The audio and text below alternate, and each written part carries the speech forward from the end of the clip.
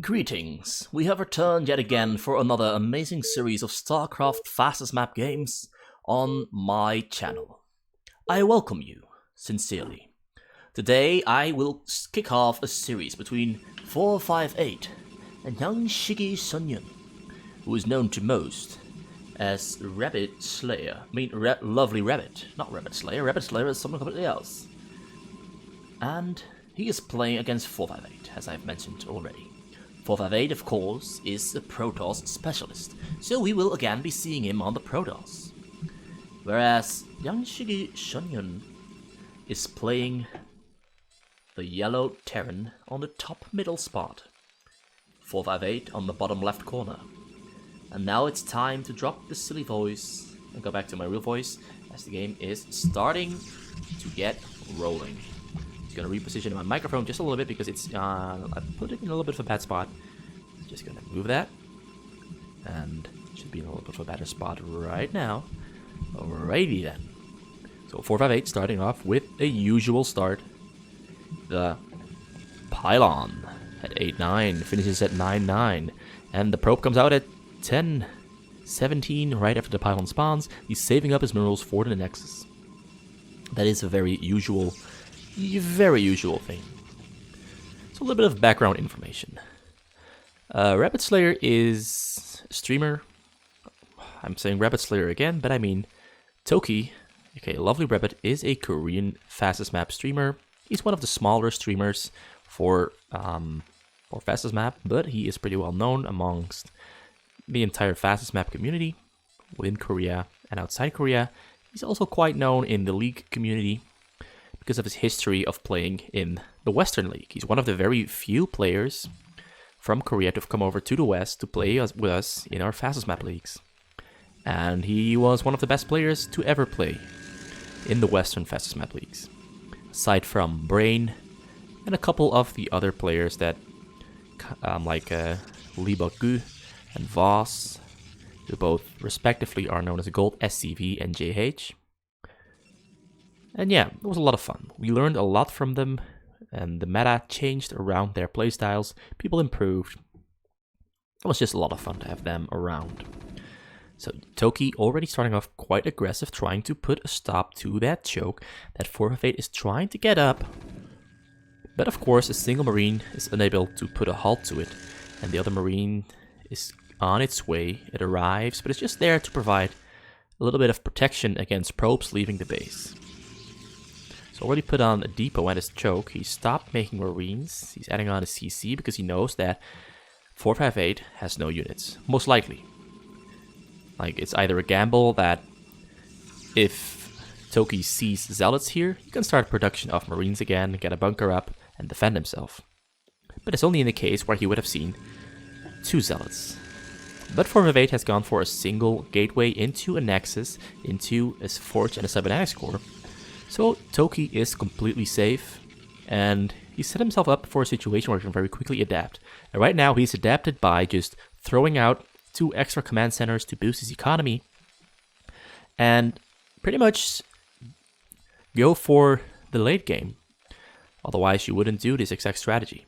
Whereas 458 is just being very insistent on going for,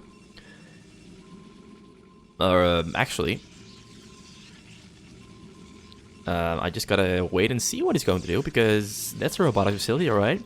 Usually people throw their robotic facility before the Citadel of Adun. The Citadel of Adun coming out before the robotic facility could indicate he's going for a Dark Templar drop, or it could indicate he's going for a storm drop very quickly. Or there's another alternative, but we just have to wait and see what it is. Because I don't want to make any calls on the third option, because I'm not sure what the third option is, what the best option is, what he's going for. But I assume that is going to be a Templar's Archive. He's now sending out his Zealots to scout the map. Units being pulled back for tOki because he saw those Zealots and doesn't want his Marines to die to the Zealots, so he's pulling them back to his base. 458 still doesn't know where tOki is.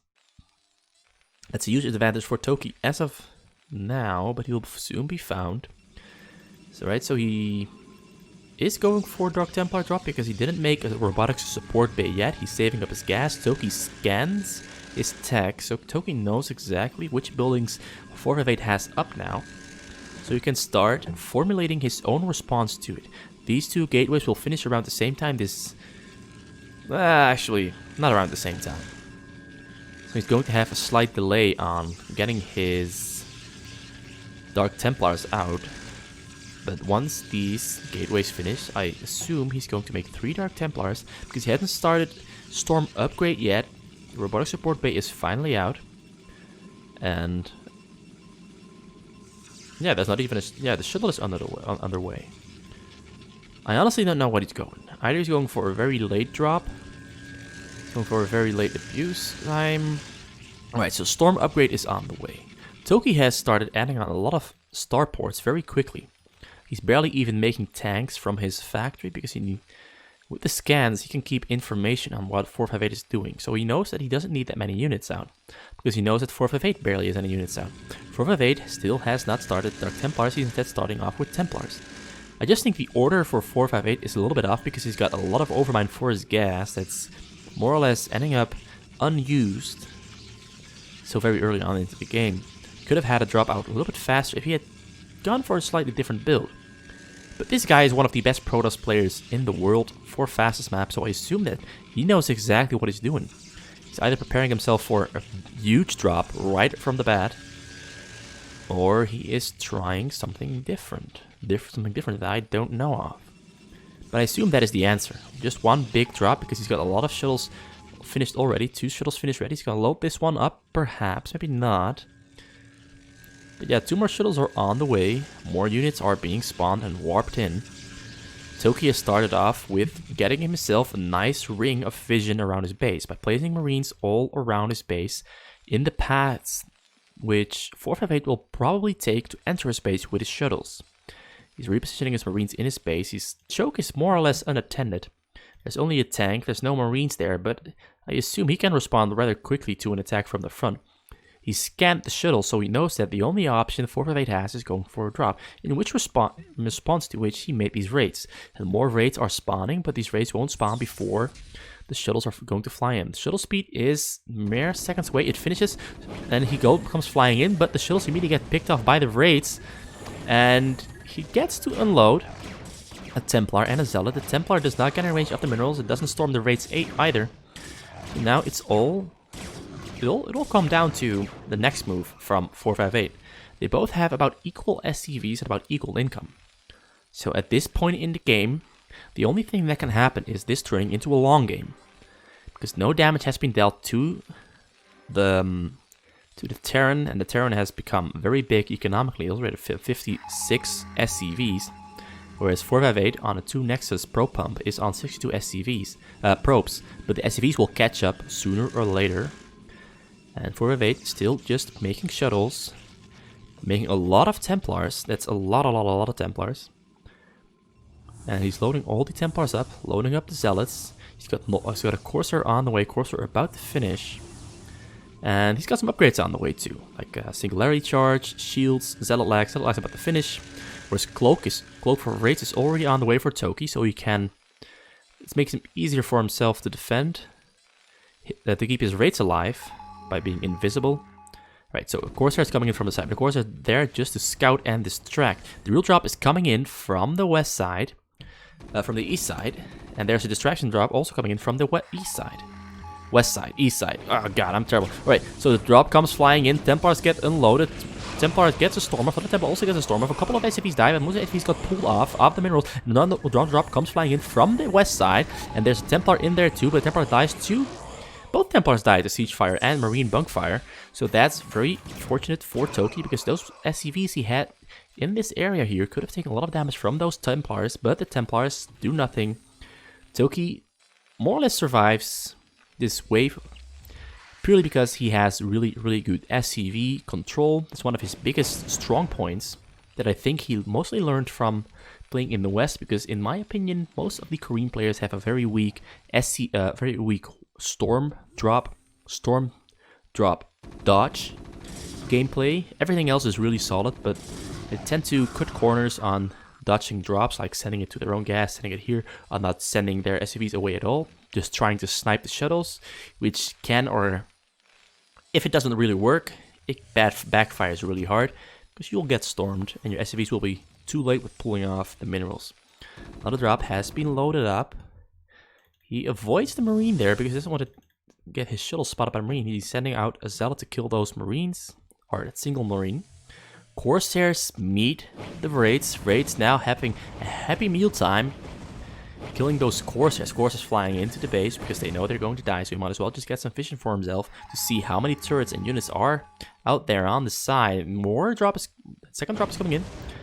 Shuttle's getting sniped, but Templars do get down on the floor. I assume he could have stormed the SCVs there, but he just wanted to get that storm out as fast as he could. Maybe he stormed those raids, but he missed it by a hair. But he should have really tried to get that storm. I'm not sure if the range from here to here is within the Templars range, but he could have tried. I would have tried. He could have killed most of the SCVs that tOki had, because tOki decided not to move his SCVs out of the minerals. Now drops coming in from the south, right over an area where there are no units to intercept, although the raids are there to intercept. But the Templar comes out. Templar does it. Yes, he got energy. It gets a storm off, but all of the SCVs have already dodged, so the SCVs are safe. Income is safe and secure. And tOki still continues to just keep building on, although his minerals are quite low because of all the dodging he has to do. But now he's adding on 2 more command centers just to get those last 2 gazers into his gas harvesting income. And it will be easier for him to recover from drops in the case he does get hit, because he'll have 5 command centers, and 5 command centers is just really quick SCV production. It takes like 3 minutes to get 25, like 2 minutes, maybe even less. It takes a minute to get 25 SCVs back. I'm not sure on the timing for SCV production. I think it was like 15 seconds maybe. 15 seconds or somewhere around that range. I should really look that up.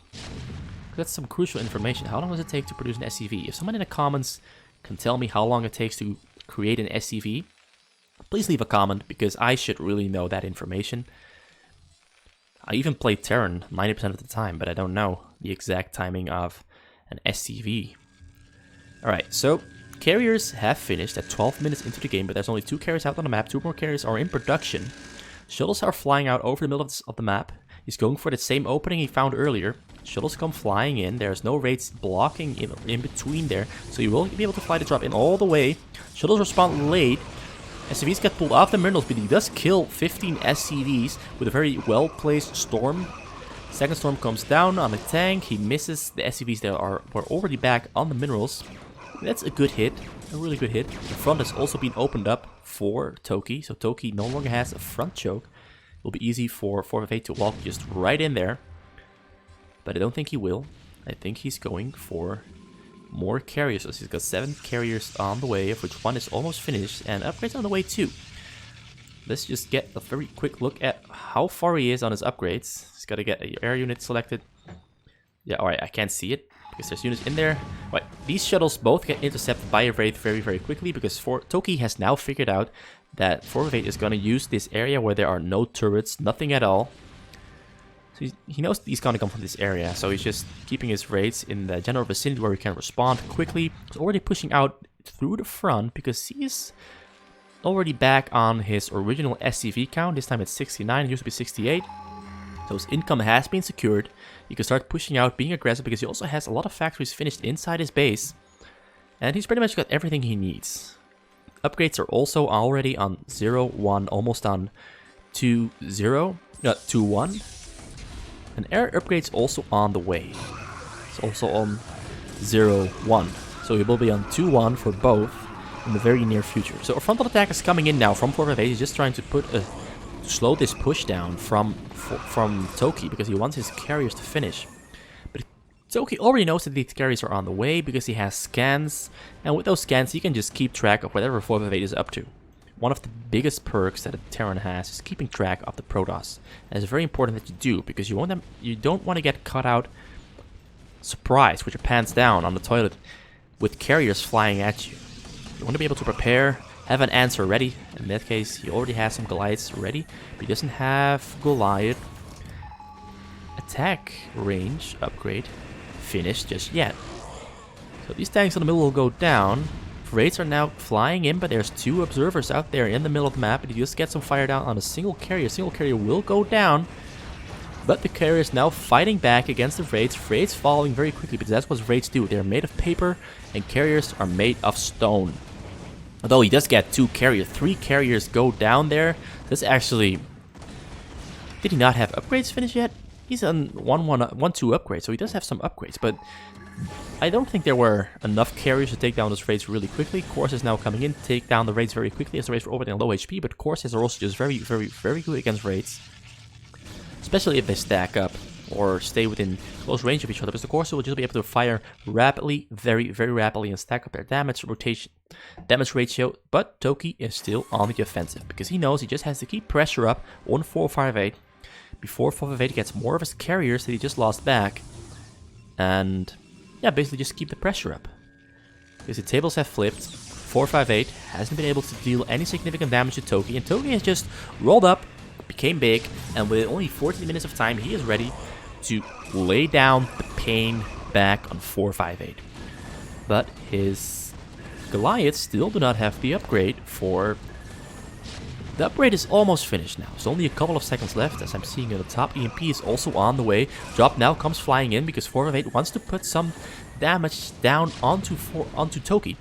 Templar drops, Templar storms, another Templar drops, another Templar storms, 3 storms, all, and they take down all of the SCVs he had on his minerals, and now he only has the SCVs left that were mining gas. He's gonna have to pull them off very quickly if he wants to recover. Will make his recovery easier, given he has 5 command centers, and being able to produce more SCVs in such a short period of time will definitely help him recover. But he has so many Goliaths out in the choke of 458 that 458's carriers are not really proving to be much of a problem for him. He's taking down those interceptors really quickly, and 458 is forced to pull back and recuperate his interceptor count. Now a couple of storms coming down on the Goliaths, but some of the storms were dropped, and Mech is just generally really good against storms, but this huge amount of storms still hurts a lot. Has to throw down a scan because a lot of Dark Templars have come out. He's not scanning just yet, he's focused somewhere else. Scan comes down, Dark Templars go down, but now the carriers come back into the fray. And tOki is holding out pretty well, but there's still a Dark Templar in there, taking down his Goliath, doing a lot of damage. Another scan comes down, Dark Templar dies, but the number of Goliaths has dwindled down quite drastically. More Goliaths come streaming in, a couple of tanks too. And he is doing a pretty good job of fighting back. Alright, really beautiful use of disruption webs there. Haven't seen them used like this that often. tOki now decides to regroup his Goliaths outside of 458's base, making it easy for himself to fight back, but he doesn't have vision on the hill, so he cannot attack the carriers directly. So he decides to take down the interceptors instead. That's not a drop, alright? Just wanted to make sure that was a drop or not. More Dark Templars coming out. Vessels are too far in the back. Dark Templars are undetected. The scan comes out. Dark Templars go down, but he has to force to pull back because there's too many units out on the middle. The combined power of Dark Templars and carriers is keeping him at bay. The EMP comes down on the carriers. Most of the carriers lost their shields. Good move from tOki. tOki is holding up really well despite getting stormed for almost all of his SCVs. He had 18 SCVs left after that storm. There's still 2 shuttles in tOki's base. Another drop is already flying in. That's 3 shuttles, 4 Templars, 3 Zealots. If he gets all those 4 storms off inside of tOki's base, he'll be able to deal a lot of damage to his SCVs unless tOki drop dodges to another spot. But he doesn't have vision of gas in another spot. Alright. Scan came down on the front there. So you can see the tag, you can see the shuttles. Drop comes flying in. He pulls his SCV away to the gas here that he scanned. None of the storms hit the SCVs that were mining minerals. So now he's going for the SCVs that are mining gas. And I have to admit, tOki's gas is quite low. And he did lose a bunch of SCVs in the process there. But given that he has 5 command centers, he'll recover very quickly. So upgrades for air are already in 2-2-2, and upgrades for grounds are also in 2-3. So he has a very strong ground force and air force to fight against these carriers. The carriers are on 1, 3, and maybe 3 upgrades. I gotta select one that doesn't have. Alright, he's on +2 upgrades for his weaponry, but he's got level 3 on his shield. Now he's added some Zealots into the mix. Zealots are on 0-3-0 upgrades. Alright, so they won't be dealing all that much damage. He's just gonna use them to rely on the splash damage to take down the tanks for tOki. tOki now pushing out. He's got at least 24 Goliaths there, hammering away at these carriers. But there's cannons in the front. You'll have to. Wow, I'm stumbling over my own speech. All right, you'll have to wait for his tanks to move up. But first, he's going to throw down turrets to secure himself. But in the meantime, he got dropped again. But the drop didn't really hurt his SCVs. He lost no SCVs to that drop. Maybe he lost a couple of them, but mostly just his turrets got cleaned out. And now that his raids are gone from the middle, 458 feels that he can go for a push on the middle, but the Goliaths are just so powerful in fighting against carriers, and there aren't honestly that many carriers out on the middle. So 458 isn't really making much of an advancement. Goliaths getting taken down by the tank fire from tOki's own tanks, forced to pull back to the tanks, now regrouping with the tanks on the middle, throwing down another turret there. Just making sure that no Dark Templars can come into the mix, but turrets also help against killing interceptors. So tOki not plugging up the hole on the side of his base.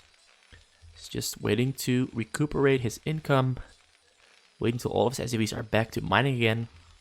And carriers are just going around the middle this time around. They're not going to fight the Goliaths. He's given up on fighting the Goliaths because he knows he can't fight them. The Wraiths, however, have noticed that the carriers have moved out. He's going to try to take down both Corsairs first, because Corsairs deal a lot of damage. Now he can focus on the carriers. Carriers are moving away because Goliaths are coming in to the fight too. Carriers fly over the hill and escape the wrath of the Goliaths. But more Goliaths have walked into the top corner spot, and now they are firing away on the carriers. But there's a lot of carriers there, and there's a drop flying in too, and he didn't see the drop. So the drop will be able to fly in all the way to the minerals, and the minerals are now exposed. Alright, he pulls his SCVs off, but there's still a couple of SCVs on the minerals. He gets a storm off, misses the storm, misses the second storm, and there is no third storm. So tOki once again manages to keep all of his SCVs alive and secure his income, but 458 is not done yet. He lost a lot of his carriers there. He's got 3 carriers left there on the west side of tOki's base, now hammering away at the turrets, helping in opening up a hole. He's going to fly on top of the hill. tOki has vision on the hill thanks to the engineering base, so now he can just take down these carriers, and 458 will have to make new carriers. But units have spawned on the middle of the map. Instead of going for the carriers, he switched up a little bit and went for zealots to kill the tanks that were now exposed, no longer protected by the Goliaths on the middle. So he's taken back control over the middle by denying tOki control over it. And now another drop comes flying in. It will probably be spotted by the engineering bay. Will this Goliaths move or not? Or is he going to use his raids to kill it? tOki is moving, but 458 moves before the Goliaths get in range. He tries to get... He moves his vessel. Vessel is on the hill, alright. tOki pulls out his SCVs once again. And 458 goes on to storm the SCVs on the mineral, on the gas. Because the SCVs that were on the minerals were gone. Down to 58 SCVs. He's not making new ones because he believes, or maybe he didn't notice that he lost how many he lost. But he seems to be in a pretty good spot, honestly. So 458 is waiting on his new carrier armada. This time around he will have more carriers than the previous time. Probably about 14 carriers will be out for 458.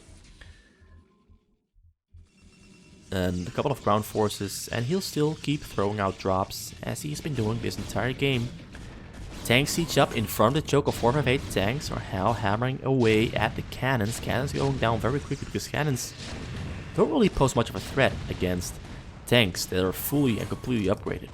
Goliath standing in the back outside of the cannon range. Vultures just suiciding into the cannons, and now the attack comes from 458. Zealots coming in from the front, carriers coming in from the side. Zealots hammering away at the Goliaths and tanks in the front. The Goliaths are mostly focusing on the Zealots on the ground. Goliaths in the back are focused on interceptors. Interceptors get taken down pretty quickly, and carriers are forced to pull back because there's just so many Goliaths that these carriers don't really end up posing much of a threat to tOki. But tOki did lose most of his tanks. New tanks have to come rolling in before he can start to push up again. Storm is going to come down on his Goliaths. Templar goes down before the storm comes out. And a drop leaves the base of 458. Gets spotted out by an engineering bay. Drop keeps flying on. tOki doesn't respond with his raids. The drop flies into the raids and it dies to the raids. tOki didn't even have to do anything aside from having his raids positioned over there Now the Wraiths start a fight with the Corsairs. But that's not an interesting fight. The more interesting fight is happening down here at the base of 458. Where 458 now has taken out most of the Goliaths that tOki had out there. And he can now clean this up and secure himself another couple of minutes before he gets another attack on his ass from tOki. tOki producing up a new stream of Goliaths and tanks. And it'll basically be a rinse and repeat. A couple of mines in the middle helping him defend against Zealots.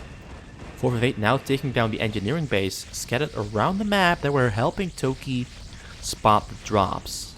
But tOki's already moving his Goliaths preemptively into position to intercept the Goliaths. To intercept the carriers. Carriers get intercepted, drop flies in. He sees the drop, he targets the shuttle, single shuttle goes down.